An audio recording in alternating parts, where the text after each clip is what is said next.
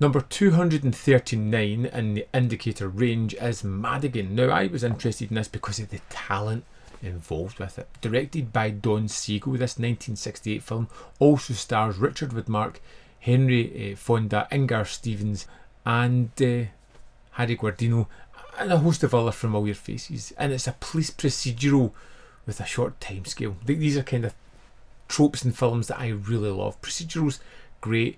A short condensed moment of time, fantastic. We have two cops here. We've got Bonaro and Madigan, two detectives who are investigating a crime. They're starting to run down old connections to see if they had anything to do with that.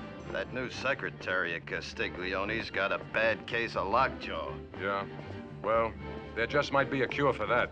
And one of the people they bump into is Benesh, as they just want to take him down for questioning. But Benesh, hardened criminal as he is not going down that route again. He gets the upper hand, takes the guns off the cops and escapes.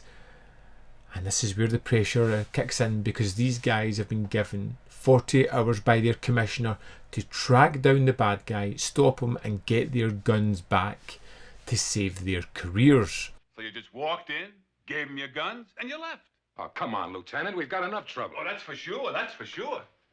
So for a weekend, they did have other plans, but everything's out the window now because the pressure is on. Now, the police commissioner is played by Henry Fonda, and he has his own issues as well. One of his good friends and subordinates could possibly be dirty, and he has to somehow deal with that, coming to terms with the fact that someone has been pulling the wool over his eyes as well.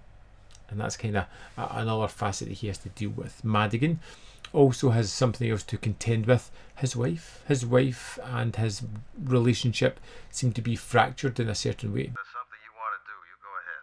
Oh, what does that mean, you go ahead? Shall I wait for you go out or what? Honey, I don't know. The wife is feeling neglected. She wants some time with her husband. She wants to just feel as if she has a part in his life, rather than something that's there to fill the void when he's not at work. And there's that kind of facet going on as well. And you kind of watch these guys just pounding the beat, trying to run down various old connections that they have, people they've picked up, they've built up relationships with, to try to find out where Benesh is and what he's going to do next. I really liked a lot of the characters here, and I feel like it really fleshes out this tropey story that we have. You know, it's a familiar kind of story. We've got a certain level of time to try and fix everything, or their world's going to turn to crap.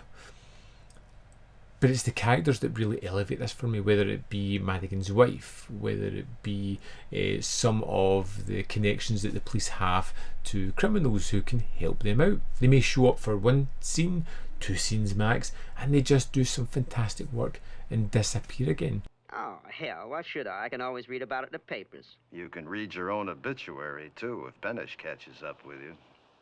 Benesh is a bad guy, someone we only kind of see at the start and at the end, but whenever he's there he feels like a caged tiger, or a cornered tiger even, ready to strike, and I kind of like that aspect of it.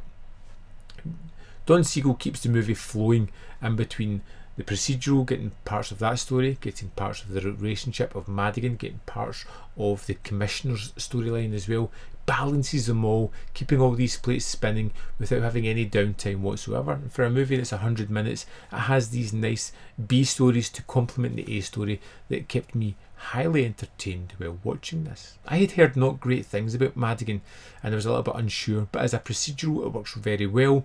I'm all through talking with you bums! Send me somebody important!